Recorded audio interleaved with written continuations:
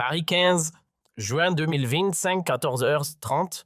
On est dans les salons feutrés du Grand Palais et là, l'élite de la mode internationale est en train de contempler avec un mélange de fascination et de dégoût ce qui va devenir la collection la plus controversée de toute l'histoire de la Fashion Week parisienne. Sur le podium, des mannequins défilent vêtus d'uniformes de prisonniers, inspirés directement des méga-prisons du Salvador, rayures blanches et bleues, tête rasée, chaîne aux chevilles. Oui, vous avez bien entendu. Et ce que personne n'imaginait à ce moment-là, c'est que cette provocation artistique allait déclencher ni plus ni moins que la plus grave crise diplomatique entre la France et l'Amérique latine depuis des décennies. Au centre de cette tempête, deux personnages, d'un côté Sébastien Lecornu, désormais ministre des Affaires étrangères du nouveau gouvernement français, de l'autre Nayib Bukele, le président millénial du Salvador, un homme qui n'a jamais eu peur de personne. Alors imaginez la scène. Dans les gradins VIP du défilé, Lecornu observe tout ça avec un mélange de dégoût et d'indignation. À ses côtés, l'ambassadeur du Salvador en France, Carlos Mendoza, est visiblement très mal à l'aise. Il faut le comprendre, on est en train de transformer la souffrance de son pays en divertissement parisien.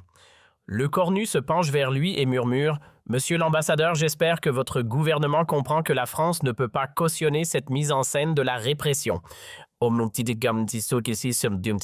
Mendoza acquiesce nerveusement. « Monsieur le ministre, je vais immédiatement rapporter vos préoccupations à San Salvador. » Mais Lecornu n'en reste pas là. Sortant du défilé, il convoque immédiatement les journalistes présents pour une déclaration improvisée. Et c'est cette déclaration, mes amis, qui va littéralement mettre le feu aux poudres. Et là, face aux caméras des chaînes d'infos françaises, Lecornu lâche sa déclaration. « Ce que nous venons de voir ici, dit-il, est une insulte aux droits humains les plus élémentaires. Utiliser l'image des prisonniers salvadoriens comme inspiration pour un défilé de mode parisien, c'est trivialiser la souffrance humaine et transformer en spectacle ce qui devrait nous horrifier. » Les journalistes notent frénétiquement, et Lecornu ne s'arrête pas là. Sa voix se fait plus ferme. La France, terre des droits de l'homme, ne peut pas rester silencieuse face aux violations systématiques des droits humains que représentent ces méga-prisons au Salvador. Monsieur Bukele peut impressionner certains avec ses méthodes autoritaires, mais nous croyons encore en la dignité humaine. Et là, une journaliste l'interrompt. « Monsieur le ministre, allez-vous prendre des mesures diplomatiques ?» Et sa réponse, attention, elle est lourde de conséquences. La France va réexaminer ses relations avec le Salvador tant que ce pays continuera à bafouer les conventions internationales sur les droits humains. Nous ne pouvons pas fermer les yeux sur ce qui se passe là-bas. Autant vous dire que ces déclarations, elles ont été reprises immédiatement par toutes les chaînes d'information françaises et internationales. En quelques heures à peine, les extraits circulaient sur tous les réseaux sociaux, accompagnés de hashtags viraux. Et là, tout le monde attend une seule chose, la réaction de Bukele. De l'autre côté de l'Atlantique, au palais présidentiel de San Salvador, il est 8h30 du matin quand Bukele apprend la nouvelle. Et là, chose inhabituelle, contrairement à son habitude de réagir immédiatement sur les réseaux, il reste silencieux pendant plusieurs heures. Et ça inquiète tout son entourage. Son conseiller en communication vient de le voir. « Monsieur le Président, les médias internationaux reprennent massivement les déclarations du ministre français. Comment souhaitez-vous répondre ?» Bukele lève les yeux de son téléphone et là, il a ce sourire ironique aux lèvres. Vous savez, ce sourire qui annonce que quelque chose de gros se prépare. Il dit simplement « Préparez-moi une conférence de presse pour 16 heures. Invitez tous les médias internationaux présents au Salvador. » Son conseiller demande « Quel sera le sujet, monsieur le président ?» Et la réponse de Bukele, elle vaut de l'or. « Je vais donner une leçon de réalisme au ministre français. À 16 heures précises. » Heure locale, Bukele apparaît devant un parterre de journalistes dans la salle de presse du palais présidentiel. Et le détail qui tue, il porte sa casquette de baseball habituelle. Un contraste volontaire calculé avec l'image guindée des diplomates européens. « Mesdames et messieurs, commence-t-il en espagnol, ses paroles traduites simultanément, j'ai appris que monsieur Lecornu, le ministre français, était très préoccupé par nos prisons et nos prisonniers. » Il marque une pause. Son regard fixe directement la caméra. Le ministre français semble penser que nous violons les droits humains en enfermant les criminels les plus dangereux d'Amérique centrale dans des conditions de sécurité maximale. Et là, Bukele se lève et commence à marcher devant le pupitre comme il aime le faire lors de ses interventions les plus percutantes. Alors, j'ai une proposition très simple à faire à M. Lecornu et au gouvernement français. Le silence est total dans la salle de presse. Les journalistes sentent qu'ils sont en train d'assister à un moment historique. Et croyez-moi, ce qui va suivre, personne ne l'avait vu venir. Si la France considère que notre traitement des membres du MS-13 de Barrio Dix 8 et des autres organisations criminelles est inhumain, dit Bukele. Et là, sa voix monte d'un cran. Si vous pensez que nous violons leurs droits, alors nous sommes prêts à vous les envoyer. Et là, l'effet est immédiat. Les journalistes se redressent sur leurs chaises, les caméras zooment sur le visage déterminé du président salvadorien. Tout le monde comprend que quelque chose d'énorme vient d'être dit. Oui, vous avez bien entendu, continue Bukele. Je peux organiser un vol charter, un vol à sens unique et déposer tous nos 75 000 prisonniers directement à l'aéroport Charles de Gaulle. Comme ça, la France pourra leur donner le traitement humain qu'elle juge approprié. 75 000 prisonniers, un vol à sens unique. Direction Paris. Vous imaginez la scène dans la salle, ça explose littéralement, les journalistes crient des questions. Les caméras s'agitent dans tous les sens, les téléphones sonnent. Bukele lève la main pour réclamer le silence, et là il regarde directement la caméra comme s'il s'adressait personnellement à Lecornu. Monsieur Lecornu, vous qui donnez des leçons de droits humains depuis vos beaux salons parisiens, êtes-vous prêt à accueillir ces criminels dans vos banlieues? Êtes-vous prêt à expliquer aux familles françaises pourquoi vous préférez protéger les droits des assassins plutôt que ceux des victimes? Et il enchaîne, parce que c'est exactement ce que nous faisions avant.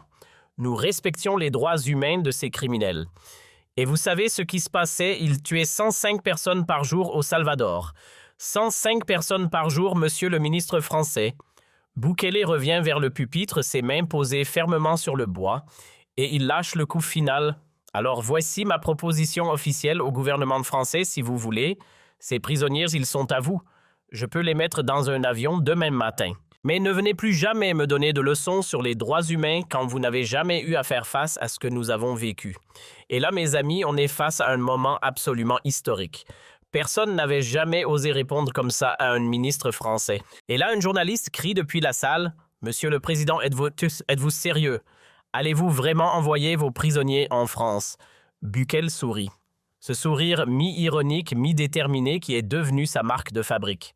Et sa réponse, elle est d'une audace folle. « Essayez-moi. Donnez-moi juste l'accord de Monsieur Lecornu et je commence les préparatifs cet après-midi. Essayez-moi. 2 mots. Et ces 2 mots vont faire le tour du monde en quelques minutes. » Les images de cette conférence de presse explosent sur les réseaux sociaux. Les hashtags deviennent viraux instantanément accompagnés de mèmes et de commentaires enflammés. Internet est en feu.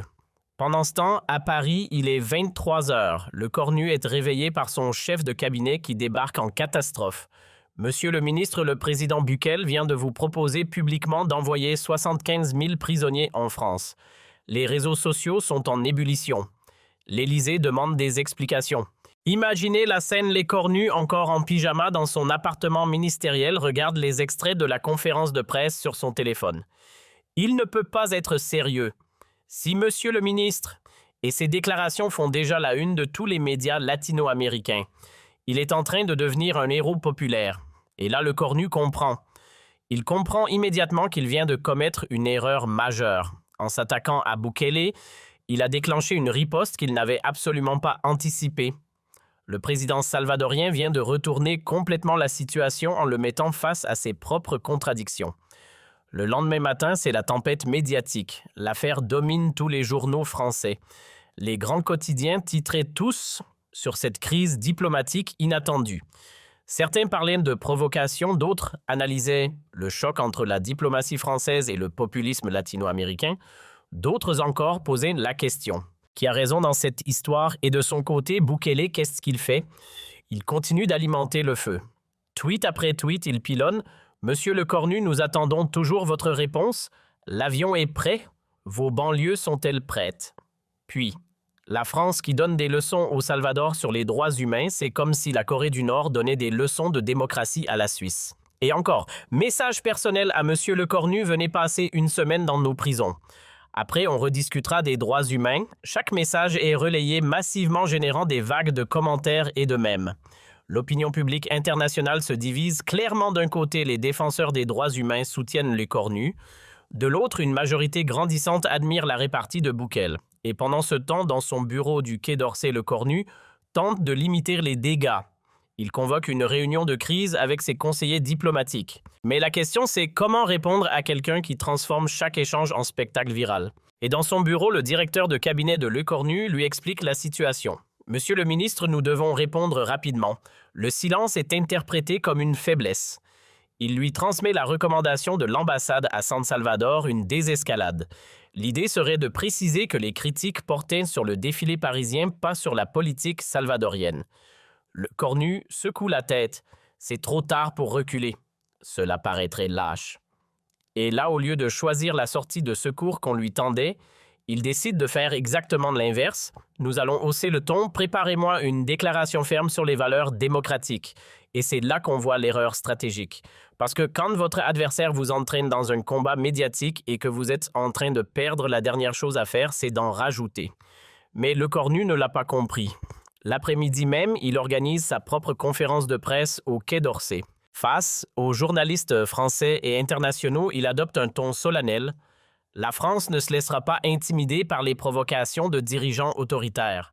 Quand un président utilise la rhétorique de la menace pour éviter de répondre aux critiques légitimes sur les droits humains, il montre sa vraie nature. M. Bukele peut faire tous les tweets qu'il veut organiser, toutes les provocations qu'il souhaite. La France continuera à défendre les valeurs démocratiques et les droits humains partout dans le monde. Sauf qu'au lieu de calmer la situation, cette déclaration a exactement l'effet inverse. Bukele y voit une nouvelle provocation et il décide d'élever encore le niveau. Le soir même, depuis son bureau présidentiel, il lance un live Instagram. Plus de 2 millions de personnes connectées en direct. 2 millions. « Mes amis, dit-il face à la caméra, Monsieur Le Cornu vient de me traiter de dirigeant autoritaire. Vous savez ce qui est vraiment autoritaire. Laisser les criminels terroriser la population pendant des décennies. Ça, c'est autoritaire. » Il se lève, marche vers une carte du Salvador accrochée au mur. Regardez ces chiffres. Avant notre arrivée au pouvoir, le Salvador avait le taux d'homicide le plus élevé au monde, 105 morts par jour. Nos mères ne pouvaient pas sortir de chez elles. Nos enfants ne pouvaient pas aller à l'école. Il revient face à la caméra. Et aujourd'hui, nous sommes le pays le plus sûr d'Amérique latine. Grâce à quoi? Grâce à nos soi-disant violations des droits humains. Alors oui, monsieur Le Cornu, je suis autoritaire avec les criminels. Et je suis fier de l'être. Nos citoyens honnêtes méritent de vivre sans peur. Et puis il ajoute avec ce sourire ironique qu'on lui connaît, « Mais l'offre tient toujours. Si la France veut nos prisonniers, elle peut les avoir. Je commence même à penser que ce serait un beau cadeau pour l'Europe. Vous pourrez expérimenter vos théories sur les droits humains en pratique. » Et là, mes amis, on entre dans une autre dimension. Bukele n'est plus en train de répondre à Le Cornu. Il est en train de le démolir en direct devant des millions de personnes. Cette intervention, elle fut vue par des millions de personnes et partagée massivement. Bukele venait de transformer une crise diplomatique en spectacle médiatique global. Et il était clairement, indiscutablement en train de gagner la bataille de l'opinion publique. Et le phénomène ne s'arrête pas aux frontières du Salvador. Aux États-Unis, de nombreux politiciens conservateurs commencent à le soutenir publiquement. Sur les réseaux, les messages de soutien affluent de la droite américaine avec l'idée que les Européens donnent des leçons depuis leur tour d'ivoire sans jamais affronter la réalité du terrain. En Amérique latine, c'est encore plus massif. Les présidents de plusieurs pays expriment leur solidarité avec le Salvador. On entend des déclarations du type « Bukele a eu le courage de dire ce que beaucoup d'entre nous pensent sur l'hypocrisie européenne. » C'est un tsunami de soutien. Et face à cette vague internationale pro-Bukele, Le Cornu comprend qu'il est en train de perdre cette bataille. Mais le pire, c'est que ça ne vient plus seulement de l'extérieur. Il commence à recevoir des critiques au sein même du gouvernement français. Le Premier ministre le convoque pour une réunion d'urgence. Et là, la conversation est brutale. Sébastien, cette affaire est en train de devenir un problème majeur. Les sondages montrent que 60% des Français comprennent la position du président salvadorien. 60%. Vous imaginez le choc pour Le Cornu? Comment est-ce possible? Demande-t-il stupéfait. Et la réponse est cinglante, parce que les Français aussi ont peur de la criminalité. Quand ils voient Bukele expliquer qu'il a arrêté 105 morts par jour, ils se disent qu'il a peut-être raison. Le Cornu tente de se défendre, Mais enfin, nous ne pouvons pas cautionner des violations des droits humains. Et là, la réponse qui tue, le Salvador est passé du pays le plus dangereux au monde au plus sûr d'Amérique latine. C'est un fait. Le Cornu quitte cette réunion complètement démoralisé. Il avait voulu faire une sortie médiatique sur les droits humains et il s'est retrouvé piégé par un président qu'il avait sous-estimé. Et le soir même, Bukele porte l'estocade finale. Dans un nouveau tweet, il écrit « Mise à jour pour Monsieur Le Cornu, j'ai vérifié avec nos compagnies aériennes. Nous pouvons organiser 150 vols pour transporter nos 75 000 prisonniers vers Paris. Coût estimé 50 millions de dollars. La France paiera le transport de ses futurs résidents. 150 vols, 50 millions de dollars, des futurs résidents. L'humour assassin de Bukele à son meilleur niveau. Ce message, il génère plus de 500 000 partages en 24 heures. 500 000. Il devient l'un des tweets politiques les plus diffusés de l'année. Et à ce stade, tout le monde sait comment cette histoire va se terminer. Une semaine après le début de cette crise, Le Cornu est contraint de reconnaître sa défaite. Dans un communiqué sobre, le Quai d'Orsay annonce que la France respecte la souveraineté du Salvador dans la gestion de ses affaires intérieures et que les relations diplomatiques entre les deux pays restent cordiales. En d'autres termes, on baisse les armes, on recule, on plie. Et Bukele, magnanime dans la victoire, répond par un simple message « Merci, Monsieur Le Cornu. L'invitation à visiter nos prisons reste ouverte, mais maintenant, vous payez votre billet d'avion. Vous payez votre billet d'avion. » Même dans la victoire, il ne peut pas s'empêcher de placer une dernière punchline. C'est du grand art.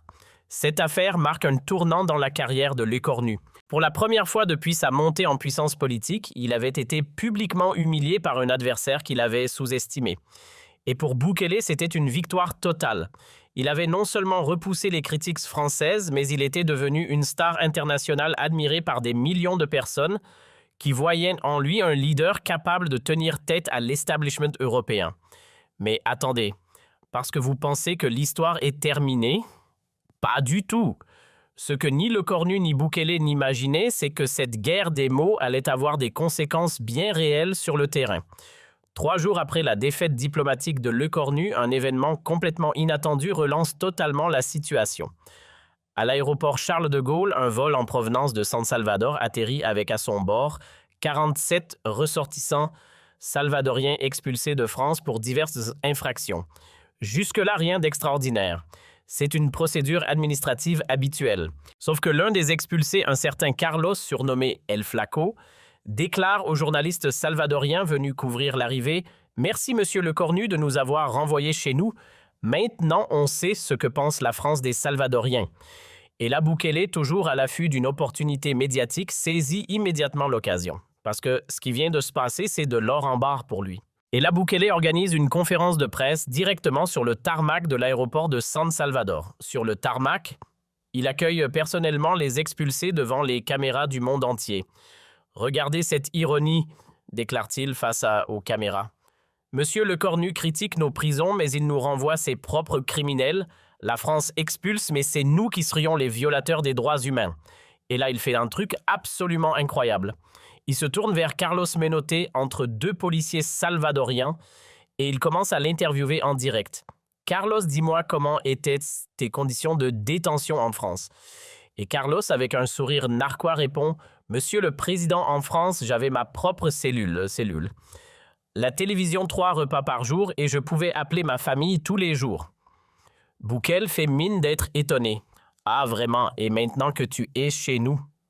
Maintenant, je vais dans vos méga-prisons que Monsieur Le Cornu trouve si terribles. » Et Bukele, regardant directement la caméra, lâche « Parfait, Carlos va pouvoir comparer personnellement le système français et le système salvadorien.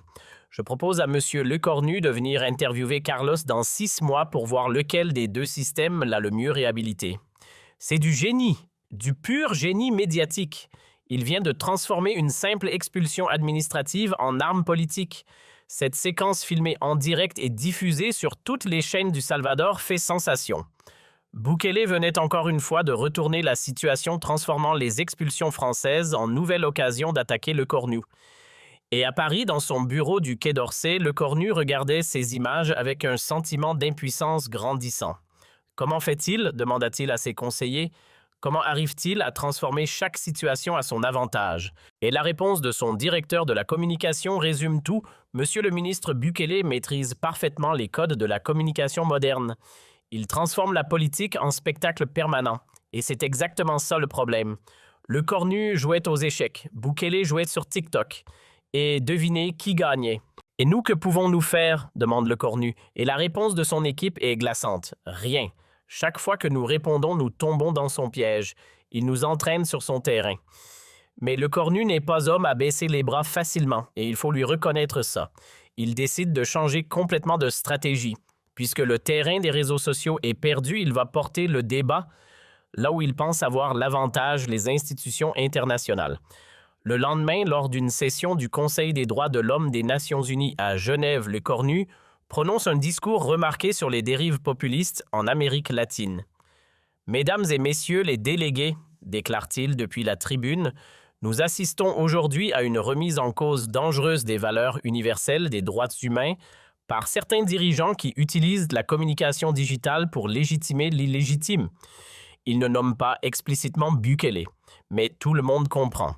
Nous ne pouvons pas accepter que la lutte contre la criminalité serve de prétexte à la violation systématique des droits fondamentaux. Nous ne pouvons pas accepter que la popularité sur les réseaux sociaux remplace le respect du droit international. Ce discours est applaudi par les délégations européennes et occidentales. Et le cornu pense avoir enfin repris l'initiative. Il se dit « ça y est, j'ai trouvé le bon angle. L'ONU, le droit international, les grandes institutions, c'est mon terrain. » Sauf qu'il n'avait pas compté sur la réactivité de Bukele.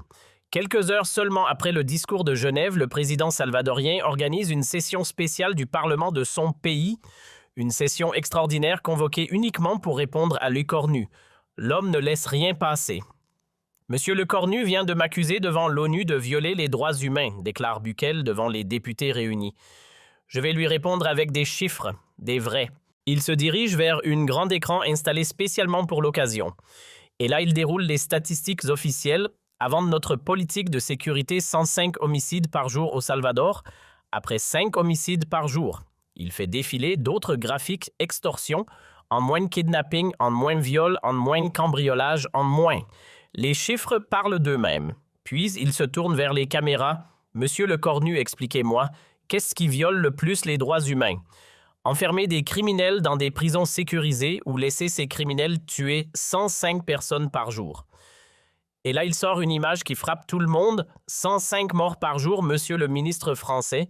C'est comme si un Boeing s'écrasait chaque jour au Salvador. Tous les jours, pendant des années, et nous avons arrêté ces crashs. Il marque une pause dramatique. Alors maintenant, vous allez me dire que j'ai tort de sauver des vies parce que je ne respecte pas les standards européens des prisons. L'Assemblée salvadorienne explose en applaudissements. Bukele lève la main pour réclamer le silence. Et vous sentez que ce n'est pas fini. Parce qu'avec Bukele, ce n'est jamais fini. Mais j'ai une autre proposition pour monsieur Le Cornu, continue Bukele. Puisqu'il pense que nos méthodes sont mauvaises, je l'invite officiellement à venir passer 1 mois au Salvador. 1 mois complet. Et là, il sourit. Ce sourire malicieux qu'on lui connaît. Et attendez d'entendre le plan. Les 2 premières semaines, monsieur Le Cornu vivra dans un quartier d'avant notre arrivée au pouvoir, quand les gangs contrôlaient tout. Les 2 semaines suivantes, il vivra dans le même quartier aujourd'hui libéré des gangs. Après ça, il pourra nous dire s'il préfère la version droits humains d'avant ou la version violation des droits humains d'aujourd'hui. C'est diabolique, absolument diabolique, parce que cette proposition, elle est impossible à refuser sans avoir l'air lâche et impossible à accepter sans risquer d'être humilié sur place. Cette intervention parlementaire est retransmise en direct sur toutes les chaînes salvadoriennes et latino-américaines. Et sur les réseaux sociaux, c'est l'explosion. Un hashtag mettant au défi Le Cornu de venir au Salvador accumule plus d'1 million de mentions. Des milliers d'internautes du monde entier le mettent au défi d'accepter l'invitation de Bukele. Et pire encore, pour Le Cornu, plusieurs personnalités politiques européennes commencent publiquement à questionner sa position. Des leaders de la droite européenne déclarent que Bukele a raison, que l'Europe donne des leçons mais n'obtient aucun résultat contre la criminalité. Certains vont même jusqu'à dire que les banlieues européennes auraient besoin d'un peu de fermeté salvadorienne, et même dans son propre camp, Le Cornu commence à essuyer des critiques. Des députés de la majorité présidentielle expriment en privé leurs doutes sur cette confrontation. Un ministre confie à un journaliste sous couvert d'anonymat « Sébastien s'est fourré dans un guêpier ». Bukele est en train de le ridiculiser devant le monde entier. Face à cette pression grandissante, le Cornu tente une dernière manœuvre. Il accepte de participer à un débat télévisé international sur une grande chaîne américaine en anglais avec Bukele en duplex depuis San Salvador. Ce débat diffusé en prime time américain et européen devait être l'occasion pour le Cornu de récupérer l'initiative en exposant calmement ses arguments sur un plateau neutre. Mais dès les premières minutes, il devient évident que Bukele a encore une fois l'avantage. Jeune dynamique, parlant un anglais parfait avec un léger accent, charmant, il contraste totalement avec le Cornu qui semble guindé et sur la défensive. Le décalage est visible, criant. Et Bukele attaque immédiatement. « Monsieur le Cornu, vous m'accusez de violer les droits humains, mais pouvez-vous me dire combien de Français sont morts dans vos banlieues l'année dernière à cause de la criminalité ? Vous n'avez pas nos problèmes, mais vous vous permettez de juger nos solutions. » C'est exactement ça. L'arrogance européenne. Et là, mes amis, le débat vient à peine de commencer et le Cornu est déjà au tapis. Le présentateur tente de recentrer le débat. « Monsieur le président Bukele, ne pensez-vous pas que certaines conditions dans vos prisons sont... » Mais Bukele le coupe net. « Attendez, avant de parler de conditions de prison, parlons de résultats. » Et là, il se tourne vers le Cornu et lui pose la question piège ultime. « Monsieur le Cornu, acceptez-vous que nous ayons sauvé des milliers de vies ?» Et c'est à ce moment précis que le Cornu se retrouve dans une position absolument impossible. Réfléchissez 2 secondes. S'il admet les résultats de Bukele, il légitime ses méthodes. S'il les nie, il paraît complètement déconnecté de la réalité. C'est un piège parfait. Il n'y a aucune bonne réponse. Les résultats ne justifient pas tous les moyens, finit-il par répondre. Et honnêtement, c'est la meilleure réponse possible dans cette situation. Mais face à Bukele, même la meilleure réponse ne suffit pas. « Ah bon ?» réplique Bukele. Alors expliquez ça aux mères salvadoriennes qui peuvent enfin dormir tranquilles la nuit. Expliquez ça aux enfants qui peuvent aller à l'école sans craindre pour leur vie. Et puis il se penche vers la caméra et il lâche la phrase qui va rester dans les mémoires. « Monsieur le Cornu, vous vivez dans un pays sûr depuis votre naissance. Moi, j'ai dû créer cette sécurité pour mon peuple. C'est ça la différence entre nous. » Le débat se termine sur une image symbolique qui résume tout Bukele détendu et souriant, saluant courtoisement le Cornu qui semble épuisé et complètement dépassé par les événements. Le contraste est saisissant et les réactions ne se font pas attendre. Tous les commentateurs s'accordent à dire que Bukele a dominé le débat de bout en bout. Les grands titres de la presse internationale sont unanimes, le président salvadorien vient de triompher face à la diplomatie française. Le populisme latino-américain vient de défier l'establishment européen. Et il a gagné. Sur les réseaux sociaux, c'est un raz-de-marée pro-Bukele. Les extraits du débat totalisent des millions de vues et les commentaires sont massivement favorables au président salvadorien. C'est un plébiscite digital. Pour le Cornu, c'est la débâcle finale. Non seulement il a perdu la bataille diplomatique, mais il vient d'être humilié publiquement devant des millions de téléspectateurs dans le monde entier. Le lendemain du débat, les médias français sont unanimes. Et quand je dis unanime, c'est rare que ça arrive en France. Tout le monde de gauche comme de droite s'accorde à dire que le Cornu a commis une erreur majeure en s'attaquant à Bukele. On parle de bévue diplomatique d'échec de la diplomatie française face au populisme digital. Et imaginez le Cornu dans son bureau du Quai d'Orsay, contemplant amèrement les unes des journaux. Son téléphone sonne sans arrêt des journalistes qui réclament des commentaires des conseillers qui proposent des stratégies de sortie de crise. Et le pire des collègues ministres qui expriment leur soutien avec une pointe d'ironie, vous connaissez ce genre de soutien, « Courage Sébastien, ça va passer », le genre de soutien dont on se passerait. Et c'est là qu'il comprend. Il comprend qu'il a été naïf. Il avait cru pouvoir traiter Bukele comme un dictateur latino-américain traditionnel, le genre qu'on sermonne depuis Paris et qui baisse la tête, mais il s'est trouvé face à un adversaire d'un genre complètement nouveau, un populiste digital parfaitement adapté à l'époque des réseaux sociaux. Bukele avait transformé chaque attaque en opportunité, chaque critique en spectacle, chaque débat en victoire médiatique. Il maîtrisait les codes de la communication moderne mieux que n'importe quel dirigeant européen. Et le plus amer dans tout ça, c'est que Bukele avait réussi à retourner complètement le narratif. Ce qui devait être une leçon de droits humains était devenu une démonstration d'efficacité politique. Ce qui devait être une critique des méthodes autoritaires était devenu un plaidoyer pour le pragmatisme. Et 3 mois plus tard, quand les statistiques officielles montrèrent que le Salvador avait effectivement atteint le statut de pays le plus sûr d'Amérique latine, Lecornu dut reconnaître une chose, quelle que soient ses méthodes, Bukele avait obtenu des résultats que peu de dirigeants dans le monde pouvaient revendiquer. Et ça, c'est la réalité la plus difficile à accepter quand on est du côté des perdants. L'affaire était bel et bien terminée, et le président du Salvador avait gagné, par chaos technique, politique et médiatique. Une victoire totale sur tous les fronts.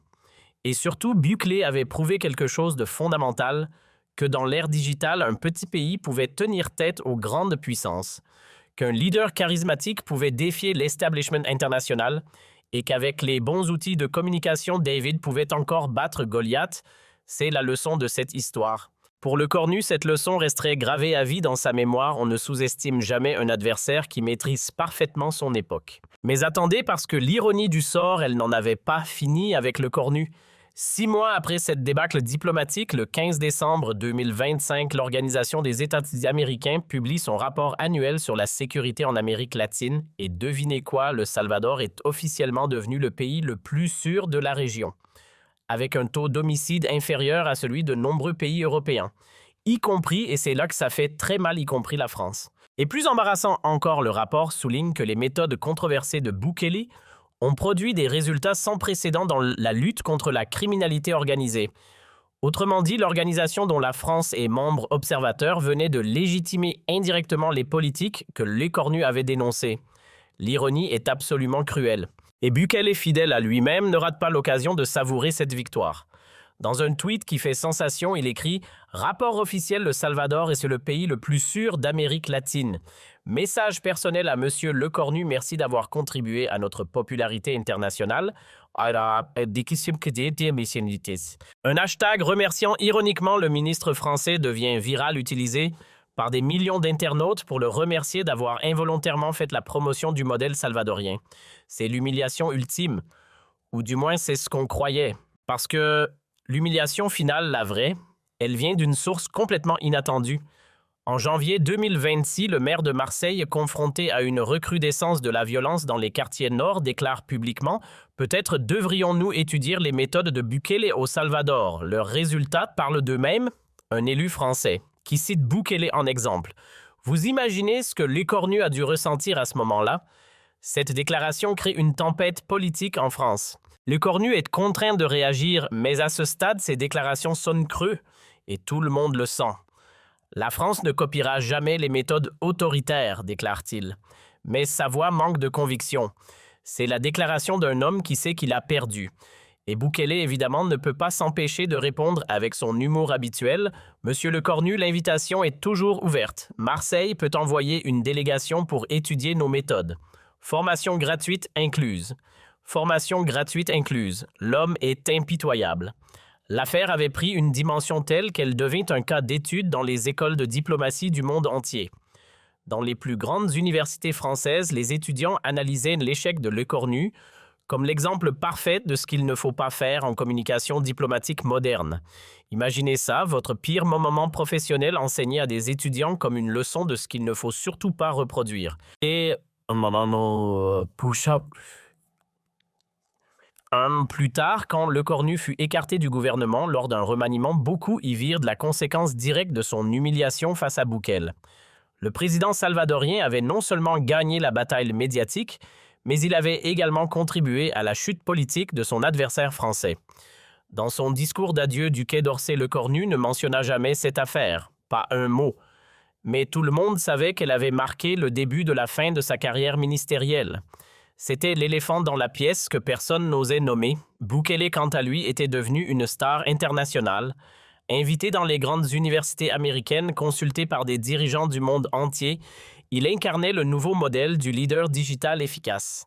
Et chaque fois qu'on lui demandait de son secret, il répondait avec le même sourire « Il faut juste dire la vérité au bon moment de la bonne manière et ne jamais sous-estimer le pouvoir d'un tweet. » Et voilà comment cette affaire est devenue une légende moderne. Celle d'un président d'un petit pays d'Amérique centrale qui a humilié la diplomatie française avec un téléphone. Et beaucoup d'audace. Comme quoi, à l'ère du digital, la taille du pays ne compte plus. C'est la taille de l'audace qui fait la différence.